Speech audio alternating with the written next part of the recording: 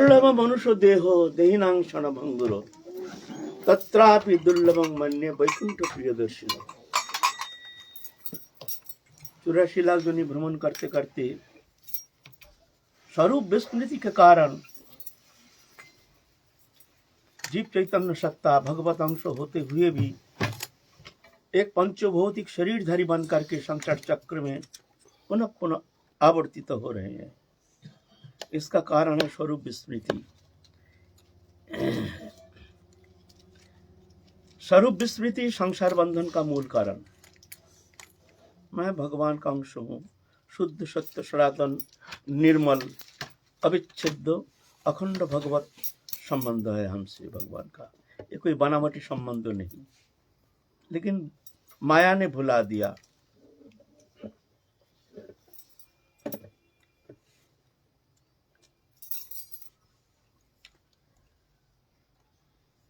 तो इस संसार चक्र में भ्रमण करते करते करते करते जब तक मनुष्य जन्म नहीं मिलता है, मनुष्य शरीर बिना भजन होता नहीं।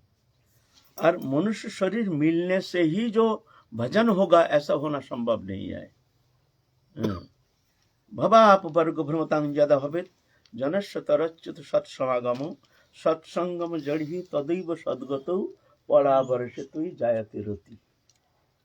ये संसार चक्र भ्रमण करते करते करते करते जब भगवान के प्रिय भक्त तो समागम होता है और उनके सानिध्य में रह करके उनकी मुख निश्रित अमृतमय कथा श्रवण करके तो वो श्रवण इंद्रिय द्वारा वो अमृतमय कथा भीतर जा करके उनको चैतन्य सत्ता को जागृति कर देती है।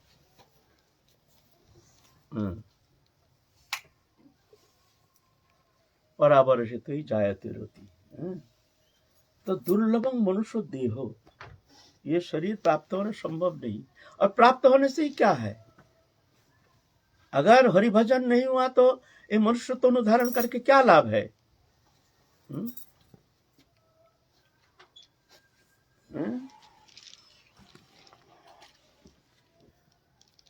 धर्म तेषां अधिक विश्व धर्मेण हीन पशु भी समाना। अगर मनुष्य तो धारण करके हरिभजन नहीं करते हैं तो पशु के अधम है, पशु जैसे है, उसका कोई विशेषता है नहीं, बल्कि पशु से अधिक अवगुण मनुष्य में रहता है, पशु में इतना अवगुण है नहीं। अगर वो हरिभजन नहीं ये सब अहंकार, मैं बैरागी हूं, मैं, ये सब अभिमान, सब अहंकार, इससे ऊपर मैं हूं, ऐसे। तो ये ज्ञान प्राप्त कैसे होती है? नहीं, ये प्राप्ति होती है महत संग से, महत कृपा से। तो दुर्लभ मनुष्य देह देहिनां क्षणभंगुरो, वो भी ठिकाना नहीं, 100 साल जिएंगे ऐसा कोई गारंटी नहीं है। कभी भी शरीर नष्ट हो सकता है, कोई भी कारण, कोई गारंटी थोड़ी है। तत्रापि दुर्लभं मन्ये वैकुंठ प्रियदर्शिनो, उससे भी दुर्लभ है। अगर ऐसे मानवत्व प्राप्त करके कोई ऐसे महापुरुष का संग नहीं मिला तो क्या हुआ? ऐसे जीवन से क्या लाभ है? तो अति दुर्लभ है महापुरुष का सान्निध्य, महत संग, महापुरुष का सेवा प्राप्त करना। तो गुजरात से आए हैं हमारे भैया जी, आज बड़ी सौभाग्य है हमारे लिए, ये आनंद का सूचना है हमारे लिए। आज नियम सभा चल रहा है, इस मंगलमय अवसर पर भैया जी आए हैं गुजरात से। तत्रापि दुर्लभं मन्ये वैकुंठ प्रियदर्शिना, ये अति सौभाग्य की सूचना है हमारे लिए, परम लाभप्रद है, अच्छा है, बहुत सुंदर है। तो भैया जी के मुख से थोड़ा सा दूसरा शब्द आत्मशुद्धि के लिए हम सुनना चाहते हैं।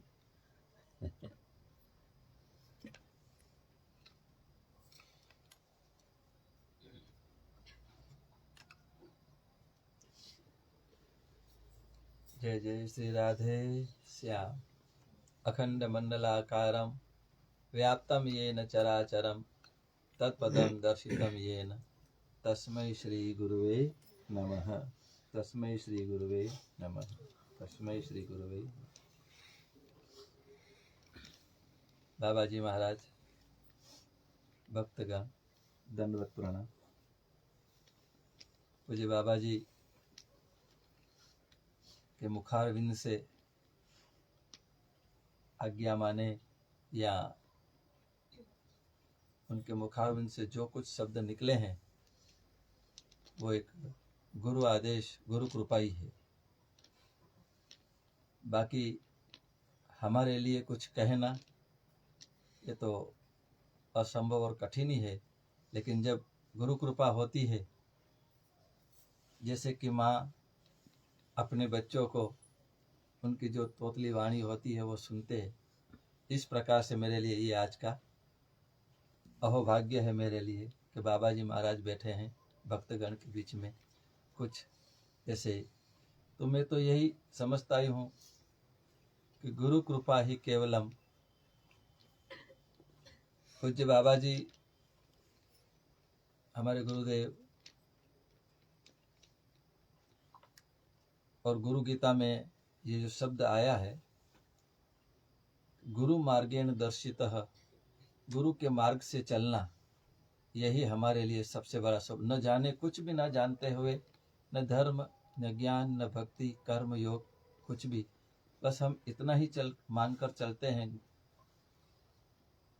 कि महापुरुषों के संग में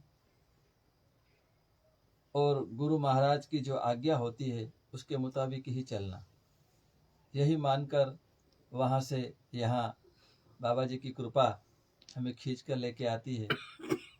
और यहाँ पर आकर जब यहाँ बैठते हैं, दर्शन करते हैं, तब एक अनुभूति होती है कि स्वयं गुरुदेव यहीं विराजमान है और उसके गोद में जैसे बालक आता है वैसे हमें यहाँ एक अनुभूति ऐसी हो रही है।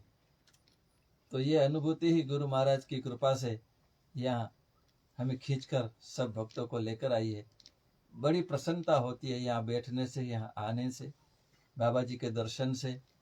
तो उसमें हमें गुरुदेव की ही कृपा और गुरुदेव की ही छवि दिखाई देती है।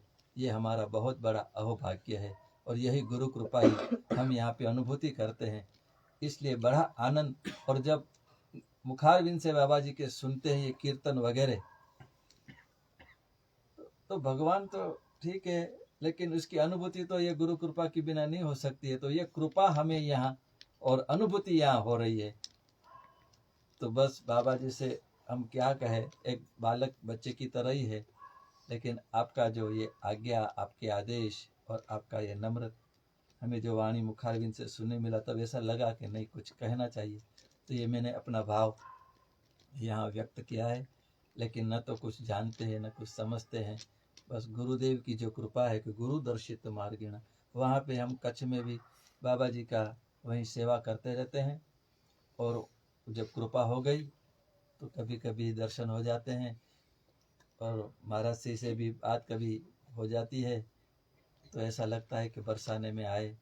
और यहाँ पर जब आते हैं तब पूर्णता मिलती है, आनंद मिलता है। तो यही गुरु कृपा हम सब जगहों पे यह अनुभूति कर रहे हैं। तो बस बाबा जी से यही प्रार्थना कि आपका जो प्रेम हमें मिलता है यहाँ पर और वहाँ पे भी याद आती रहती है, तो वो खींच के यहाँ पर बाबा जी ही लेकर आते हैं। और यही राधा जी की कृपा है, यही गुरु कृपा। तो गुरु दर्शित मार्गे चलना। और गुरु भक्ति सुदुर्लभा, शिव जी ने कहा कि गुरु भक्ति जो है वो इतनी सरल नहीं, दुर्लभा। गुरु गीता में भगवान शिव जी ने कहा गुरु, तो वो जो दुर्लभ भक्ति है वो यहाँ पर आने से हमें सुलभ हो जाता है। तो यही गुरु कृपा है।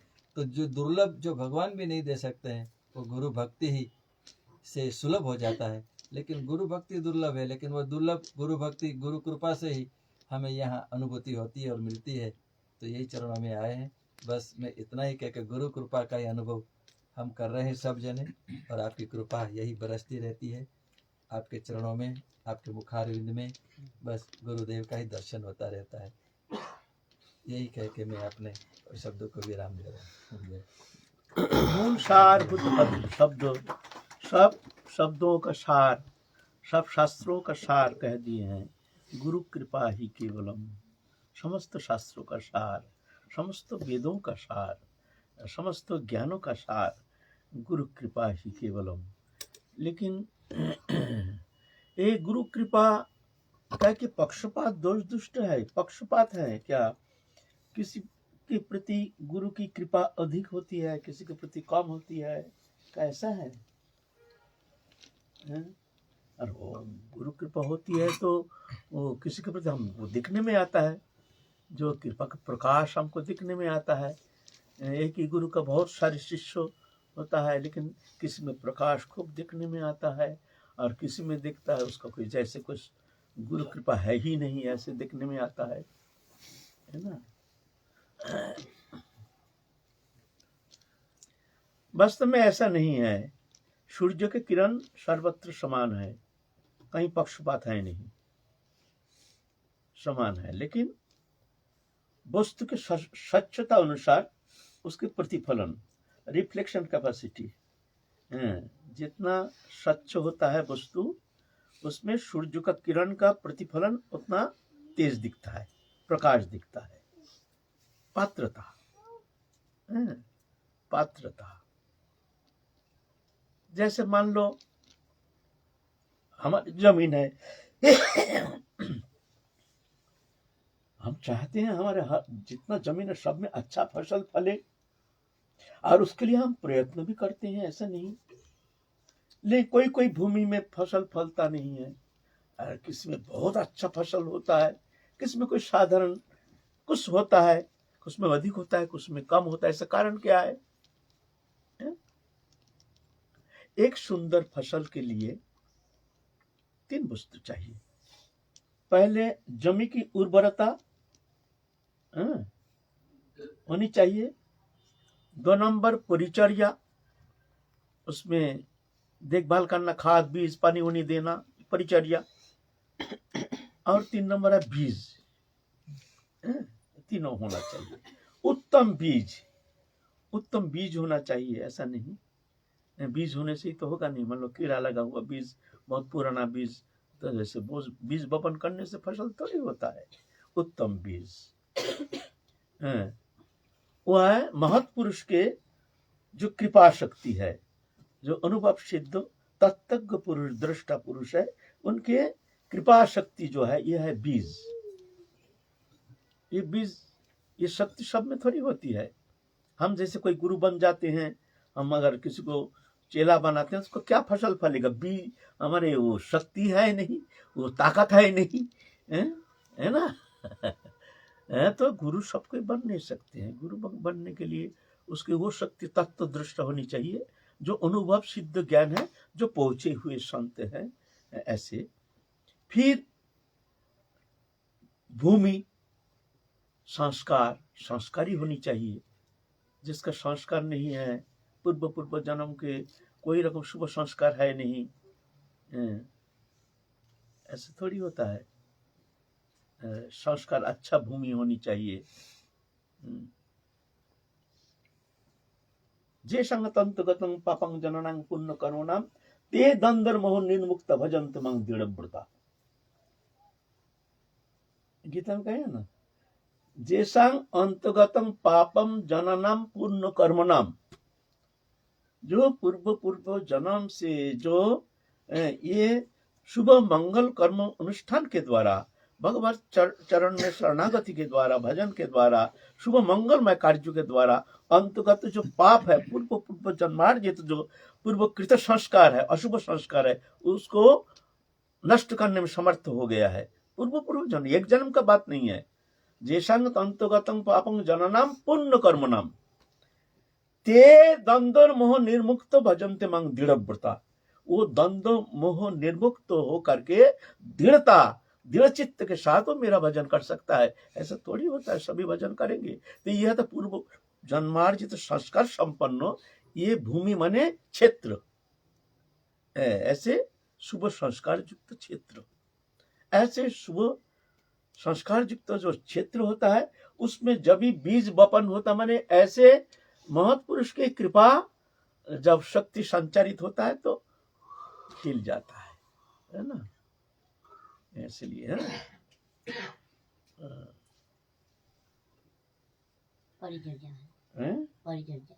फिर परिचर्या, ठीक है, बीज अच्छा है, क्षेत्र भी अच्छा है, बीज दे दिया, रोपण कर दिया, क्षेत्र भी अच्छा है, लेकिन भाई उसमें पानी नहीं, खाद नहीं, सब पड़गा सा खरपतरा हो करके एकदम बंजर हो गया, नष्ट हो गया। हम देखभाल किया नहीं है, उसको भाई देखभाल करना चाहिए, अच्छी तरह से उसको खोदना चाहिए, पानी देना चाहिए, खाद देना चाहिए, इसको कहते हैं परिचर्या। सिर्फ बीज होने से और जमीन होने से ही तो होगा नहीं भाई, परिचर्या चाहिए तो अपना फसल होगा। ऐसे ही परिचर्या माने साधन चेष्टा, तीव्र साधन चेष्टा। साधन बिना साध्य वस्तु को वो नहीं पाए, कृपा करी तो पहोराय पावार उपाय। तीव्र साधन चेष्टा, अच्छा लागे ना लागे, हमको साधन करना है। गुरु प्रदिष्ट जो उपदिष्ट जो मंत्र है, या जो भी हम हमारे लिए विधि निषेध जो भी हमारे लिए उपदेश करते, उसको कायम मन वचन से उसको पालन करने का हार्दिक चेष्टा, कायम मन वचन से, चेष्टा में कोई त्रुटि रहनी नहीं चाहिए। यह है परिचर्या। गुरु कृपा तो हो गई, जमीन भी अच्छा है, हमारा साधन चेष्टा नहीं, भजन करते नहीं, गुरु कृपा ही। भाई कब गुरु कृपा होगी तब हम भजन करेंगे। भाई हमारे प्रति गुरु कृपा नहीं, क्या करें, हमारा भजन होता नहीं, भजन होता नहीं। हमारे बाप दादा हमारे लिए कुछ संपत्ति रख के गए नहीं, अब भूखे मरेंगे हम, क्या करेंगे। हमको परिश्रम करके हमारा जीवन धारण करने के लिए प्रयत्न करना पड़ेगा। ऐसे ही हमको समझना चाहिए हमारे प्रति कृपा नहीं है। कृपा के तरफ कृपा कृपा बोल के चिल्लाना सबसे बड़ा दुर्बलता, और हम तो कहते ये बड़ा अन्याय है साधक के लिए। कृपा की तरफ झांको मत, कृपा तुम्हारे पीछे पीछे चलती रहेगी, पीछे पीछे चलती रहेगी। तुम्हारे साधन चेष्टा में अगर त्रुटि नहीं रहती है, तीव्र साधन चेष्टा है, तो कृपा शक्ति ऑटोमेटिकली वो पीछे पीछे चलती रहती है। कृपा शक्ति के कोई पक्षपात नहीं है, वो पात्रा पात्र देखते नहीं है, और पीछे तो सुदुराचत भजत माम नन्न भाग साधुरव सम्मंतव्य सम्मंग भवसित ईश्वर क्षिप्रंग भवति धर्मात्मा सड़क शांति की निगच्छति कौन तो प्रतिजानी न में भक्त प्रणश्यति। जो मेरे शरण में आते हैं, भगवत चरण में शरणागत हो करके जो कायमन वचन से भजन करने के लिए प्रयत्न करते हैं, थोड़ी वो नष्ट होता है। लेकिन साधन चेष्टा में दुर्बल होने से होगा नहीं, अच्छा लागे या ना लागे। साधन की तीव्रता देख करके साधन करते हैं, कोशिश करते, होता नहीं, मन लगता नहीं, आसन में मन लगता नहीं, माला लेके बैठे हैं, मन इधर उधर भागता है, क्या करे, कहाँ जाऊं, क्या करूं। तो ऐसे एक तीव्र साधन चेष्टा से वो करुणा शक्ति दुर्बल होकर के, तरलित होकर के उतर आती है ऑटोमेटिकली। ऐसे साधन चेष्टा रुक गई, कृपा भी रुक गई। हम साधन करते नहीं, कृपा साध्य है, कृपा बिना कुछ होती नहीं है। हम बैठे हैं, भजन नहीं करते, कृपा भी रुक गई, कृपा कभी होगी नहीं। बैठे रहो चुपचाप, चुपचाप बैठे रहो। तुम अपनी चेष्टा में तत्पर रहो, एक पल एक क्षण बीता जाने मत दो। अच्छा लागे ना लागे, कुछ मिले ना मिले, कुछ होए ना होए, उसके पीछे झांको मत। सिर्फ प्रतिज्ञा करो, हम पीछे लौटेंगे नहीं, किसी अवस्था में हम पीछे मुड़ के देखेंगे नहीं। पीछे मुड़ना माने जागतिक भोग्य पदार्थ, देहोदयी वस्तु पदार्थ के प्रति जो हमारे पूर्व जन्म का संस्कार के कारण जो हमारी आसक्ति है, हमको खींचता है, तो ये पीछे मुड़ के देखो नहीं, किसी भी अवस्था में पीछे मुड़ के देखो नहीं। किसी भी अवस्था में हम भूलेंगे नहीं। कोई भी वस्तु आ जाए, कोई भी हमारे सामने प्रलोभन आ जाए, देहोदयी वस्तु भोग्य पदार्थ कुछ भी आ जाए, हम उसमें भूलेंगे नहीं, और किसी भी अवस्था में हम टूटेंगे नहीं। कितने भी दुख आ जाए, कितनी भी दरिद्री आ जाए, कितने भी बाधा आ जाए, उस स्थिति में हम टूटेंगे नहीं। कोई भी प्रलोभन आ जाए उस पर हम भूलेंगे नहीं। ऐसे प्रतिज्ञा करना चाहिए। प्रतिज्ञा करके तुम बढ़ते रहो। थोड़ी भगवत कृपा में कोई पक्षपात है? अवश्य प्रभु तुमको कृपा करेंगे ही। वो कृपा में कोई पक्षपात नहीं है, जो किसी के प्रति अधिक कृपा, किसी के प्रति कम कृपा, ऐसा होता नहीं, ऐसा होना संभव नहीं है। तो इसीलिए कृपा के प्रति झांको मत, साधन में तत्पर रहो। कोई भी स्थिति में अच्छा लागे ना लागे, साधन छोड़ना नहीं, चेष्टा छोड़ना नहीं, आशा छोड़ना नहीं, भरोसा छोड़ना नहीं। साधन की तीव्रता से हम वस्तुतः अनुमान लगा सकते हैं कि इनके ऊपर गुरु कृपा है। किनके ऊपर? साधन में जो तीव्र व्याकुलता आकुलता हो, साधन में तत्परता हो, एक कृपा का लक्षण, कृपा फलीभूत होने का लक्षण है। कृपा जब फलीभूत होती है तो अब ये लक्षण देखने में आता है। पहले अंधकार जाता है फिर सूर्योदय होता है, ना पहले सूर्योदय होता है फिर अंधकार जाता है? बताओ। पहले कृपा फिर संसार दृश्यमान वस्तु पदार्थ से अनासक्ति, क्या पहले अनासक्ति फिर भगवत चरण अनुराग, ना पहले अनुराग फिर अनासक्ति? क्या बताओ, कौन सा आगे पीछे, कौन सा बताओ? दोनों संग एक सरल रेखा पर है। भगवत चरण अनुराग बढ़ता जाता है, संसार दृश्यमान जगत से अनासक्ति वितस्प्रिया होता जाता है। संसार के प्रति आसक्ति अनुराग बढ़ता जाता है, भगवत चरण से मन हटता जाता है। ये ऐसे क्रिया है, एक सरल रेखा पर है ना, आगे पीछे है नहीं। ऐसे ही साधन चेष्टा और कृपा, जब साधन चेष्टा तीव्र होती है तो वो कृपा शक्ति का प्रकाश होना शुरू हो जाता है, दिखने में आता है, प्रकाशमान दिखने में आता है। ऐसे मामला है ना। कृपा के कोई पक्षपात है नहीं, ये नहीं। साधन करना ये भी कृपा सापेक्ष है, लेकिन वो कृपा के लिए तुम्हारे जो अंदर जो तुम्हारे स्वतंत्र इच्छा भगवान ने प्रदान की है, इच्छा शक्ति का तीव्र प्रयोग काय मन वचन से उसको प्रयोग करो, तो फिर ऑटोमेटिकली तुम कृपा अनुभव करते रहोगे, है ना। सेवा के प्रति भी आग्रह, तीव्र आग्रह होना, या भजन के प्रति तीव्र आग्रह होना, बात तो एक ही है। तो सेवा और भजन में फर्क क्या है? सेवा और भजन में क्या है फर्क, क्या है? सेवा ही तो भजन है।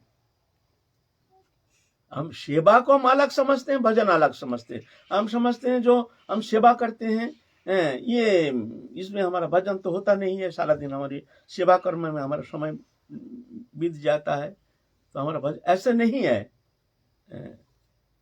सेवा करो, हम जो भी कर्म करते हैं ये सब प्रभु का कर्म करते हैं, हम अपने लिए कोई कर्म नहीं करते हैं, ये प्रभु का कर्म है, हमारा कर्म नहीं। ऐसे मान करके, स्वयं अकर्ता होकर के, प्रभु को कर्ता मान करके तुम दास बन के कर्म संपादन करो, तो वो कर्म तुम्हारा मुक्ति का कारण हो जाएगा। और जब इंद्रिय भोगेच्छा लेकर के कर्ता बन के जब कर्म करोगे, तो वो कर्म तुम्हारा बंधन का कारण हो जाएगा। तत्कर्म हरितोषम, कर्म क्या है? जिसमें भगवान प्रसन्न होते हैं वही कर्म है, बाकी कर्म बंधन का कारण होता है। तो जत करोषि जदुष्णासि जोषि जदासि जत जत तपस्वासि कंतु तत्पुरुष मदर्पणम शुभ शुभ फलोरेवम मोक्षस्य कर्म बंधने संन्यास जुगयुक्त विमुक्त मापस्स। जो भी करो, भोजन करो, कर्म करो, जो भी करो, जात करोषि माने जो भी करो, सब समर्पण करो, प्रभु तुम्हारा कर्म है, ये कर्म हमारा नहीं है। कर्म में दोष नहीं है, बस जब कर्ता बन के अपने भोगेच्छा लेकर के इंद्रिय भोग के लिए जब कर्म संपादन करते हैं, तो वो कर्म होता है बंधन का कारण।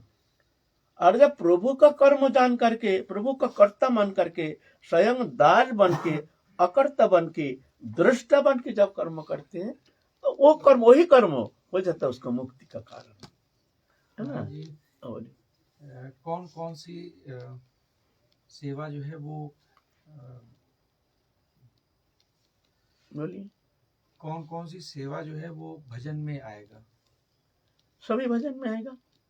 मतलब जो गुरु आश्रम में है जो सेवा कर रहे हैं तो भजन में है, क्यों नहीं? हम कौन सी सेवा करें कि वो भजन में आए? आप जो भी कर रहे हैं सब प्रभु का कर्म है, हमारा कर्म है। आप दुकानदारी करते हैं तो आपका भावना है प्रभु हमको ये दुकानदारी के लिए हमको नियुक्त किए हैं, प्रभु कर्ता मालिक हैं, ये कर्मों जो कर रहे हैं प्रभु अपना कर्म कराएंगे, ये करा रहे हैं हमारे द्वारा, ये प्रभु का सेवा है। ऐसे जानकर अनासक्त होकर जो पैसा है उसमें अनासक्त होकर के संसार के लिए, बाकी जो प्रभु की सेवा के लिए आपको प्रयोग करना है, अपने लिए, अपने भोग इच्छा लेकर के नहीं, तो वो कर्म भगवत कर्म हो जाएगा।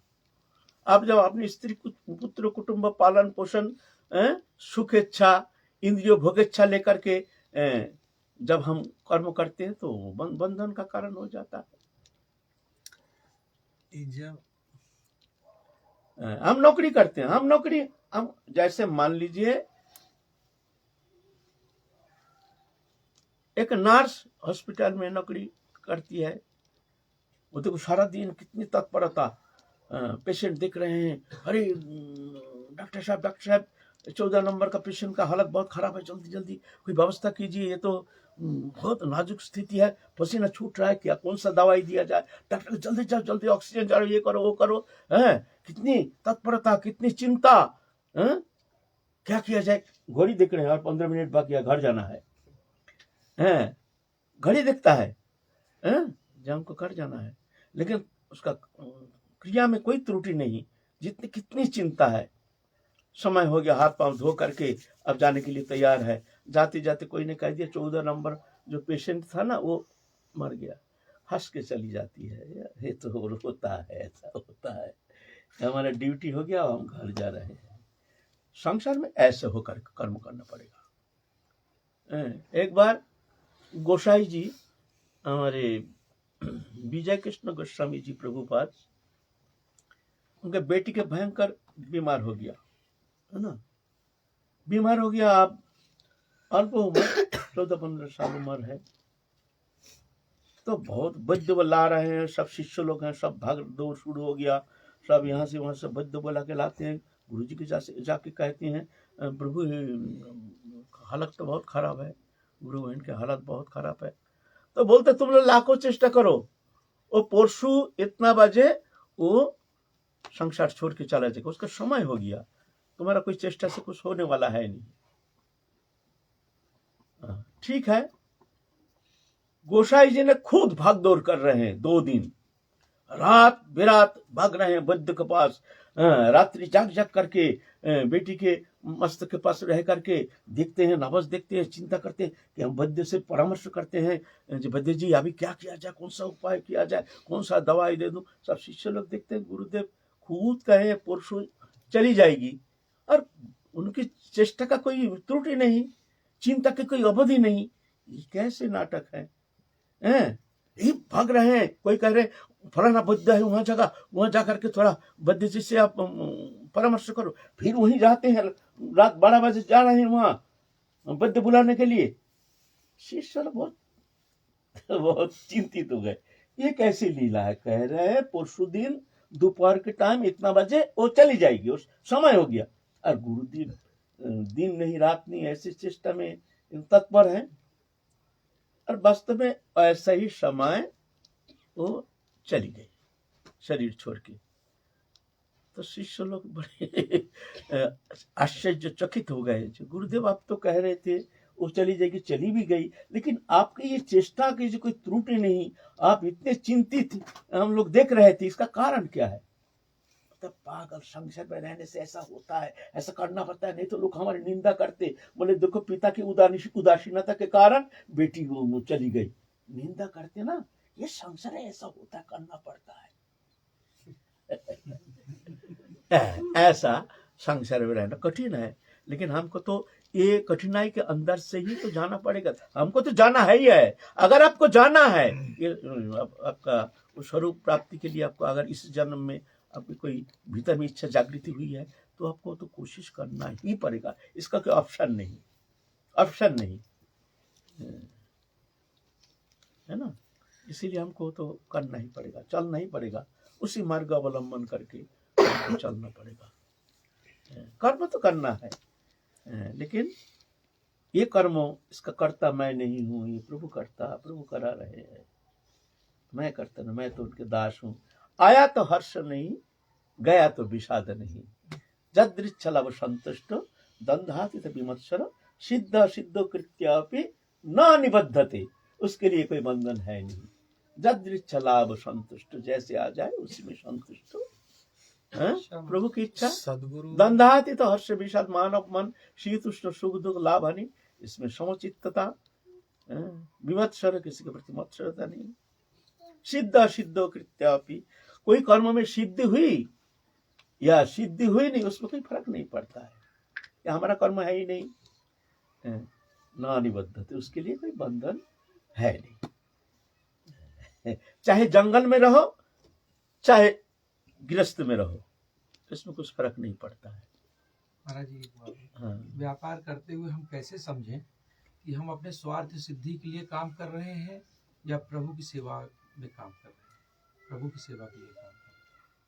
ये तो भावनात्मक है, आपका मन ही तो गवाही देगा, है ना।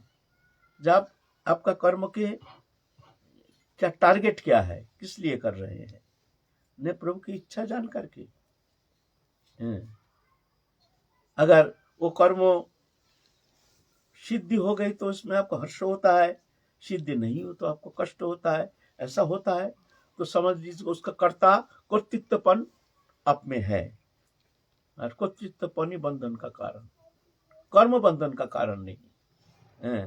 ब्रह्मण्यध्याय कर्माणि संगं त्यक्ता करोति च लिप्यते नशो पापेन पद्मपत्रमिवाम्बसा।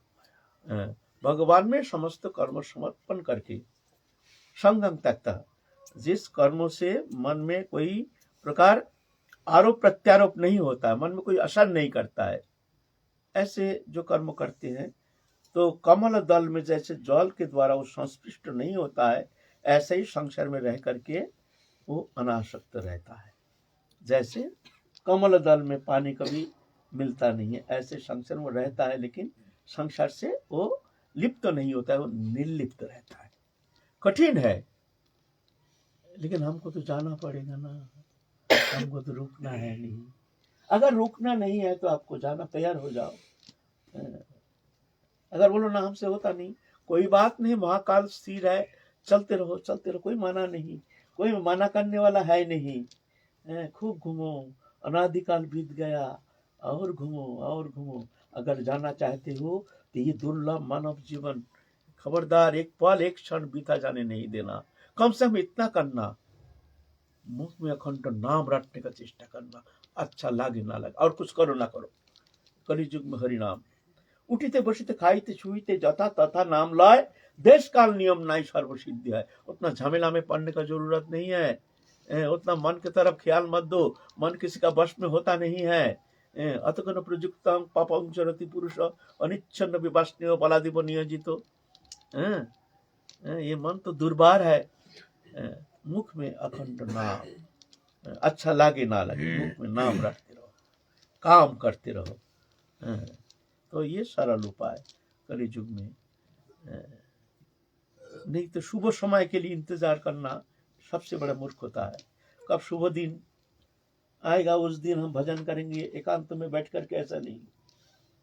काम भी चलता रहे, नाम भी चलता रहे। अर्थ के लिए काम, परमार्थ के लिए नाम। अर्थ भी होगा, परमार्थ भी होगा, काम भी चलता रहे, नाम भी चलता रहे। ये सरल उपाय अवलंबन करने के लिए प्रयत्न करना चाहिए। हमको तो उतना ज्ञान नहीं है। पिंगलोपाख्यान में पिंगला ग्राहक की प्रतीक्षा कर रही है, वहाँ उसका कोई कर्म न तो भगवान के लिए था, ना उसको भगवान को स्मृति, ना भजन का, ऐसा कुछ नहीं। तो ग्राहक की प्रतीक्षा करते करते पता नहीं कब से उसका जीवन चल रहा है, तो फिर उसको अचानक वो ऐसा बोध कैसे आ गया, क्योंकि उसने कोई भजन के लिए तो कोई प्रयास नहीं किया। पिंगलोपाख्यान। हाँ, समझ गया। हाँ। श्रीमद् भागवत हाँ। पुराण में आए। ये पूर्व जन्म का संस्कार है। पूर्व जन्म का संस्कार से कभी कभी ऐसा हो सकता है, ऐसा नहीं। उसके मन में धिक्कार आ गया जे फिर किसी का इंतजार करना, अपेक्षा करना, ये दुख का कारण है। आशा ही परम दुखम, नैराश्य ही परम सुखम, है ना, ये शब्द है ना। तो ये पूर्व जन्म संस्कार से कभी कभी किसी का हो जाता है। अच्छा, एक दूसरा, गीता जी में जो 12वें अध्याय में भगवान ने अपने अद्वेष्टा सर्वभूतानां मैत्र करुणैव च निर्मोह निरहंकार से लेके तुल्य निंदा स्तुतिर्मौनि तक 7 श्लोकों में जो कहे कि ऐसे भक्त मुझे प्रिय हैं, निरपेक्षा, तुल्य निंदा, ऐसे, तो इस 7 श्लोकों में जो भगवान ने कहा है, अंतिम श्लोक 12वें अध्याय का, ये तू धर्मया मृतमेदम यथोक्तम पर्युपासते, जो ये धर्ममय अमृत का जो उनकी उपासना करते हैं, तो ये तू धर्मया मृतमेदम यथोक्तम पर्युपासते श्रद्धाना मत्परमा भक्तास तेत्यु में प्रिय। तो भगवान, अब ये जो धर्ममय अमृत है, इसकी उपासना तो वही करेगा जिसके अंदर ये सद्गुण नहीं है। ये सद्गुण, जो धर्ममय अमृत भगवान ने महापुरुषों के ये जीवन को बताया, इसकी उपासना तो वही करेगा जिसके अंदर ये गुण नहीं है, वही तो उपासना करेगा इन गुणों की। जैसे कि अद्वेष्टा सर्वभूतानाम, तो भगवान ने कहा है ये तू धर्मया अमृतमेदम, ये जो धर्ममय अमृत है इसकी जो उपासना करेगा, ये तू धर्ममय अमृत में थोक्तम जैसा कहा गया है, पर्युपासते, अगर कोई उपासना करता है तो उपासना तो वही करेगा जिसके भीतर ये गुण नहीं, वही तो अर्जन का प्रयास करेगा। हाँ, तो भगवान ने कहा कि श्रद्धाना मत्परमा भक्तास तेत्यु में प्रिय, वो अगर श्रद्धा से युक्त होकर मेरे परायण होकर अगर कोई उसका प्रयास करे तो वो मुझे उन भक्तों से भी ज्यादा प्रिय है। भक्त से ज्यादा नहीं है, वो मेरा प्रिय है, भक्त से ज्यादा नहीं है। अच्छा, वो माने वो मेरे ज्यादातर परिचय श्रद्धादाना मतपरमा भक्तास्ति तेह तिवो में प्रिय, वो मेरे बहुत प्रिय है। ऐसे बहुत बहुत कहा ना हमारे। हाँ, बहुत प्रिय है, बहुत मैंने वो भक्त हो। अच्छा, वो भक्त वो भक्त हो, मैंने उनकी अपेक्षा नहीं कहा। हाँ, माने ऐसे गुण जिनमें है तो वो मेरे सबसे प्रिय है। और ये गुण ऐसा थोड़ी होता है, ये गुण तो भगवत कृपा से होती है, नहीं तो इतना सद्गुण से अलंकृत अंतकरण की ये जो स्थिति है ये कृपा साध्य है। तो भगवान कहते हैं ददामि बुद्धि जोगम तंग जेन माम उपजानती थी, जो मेरे को इस तरह से, कौन सा श्लोक है,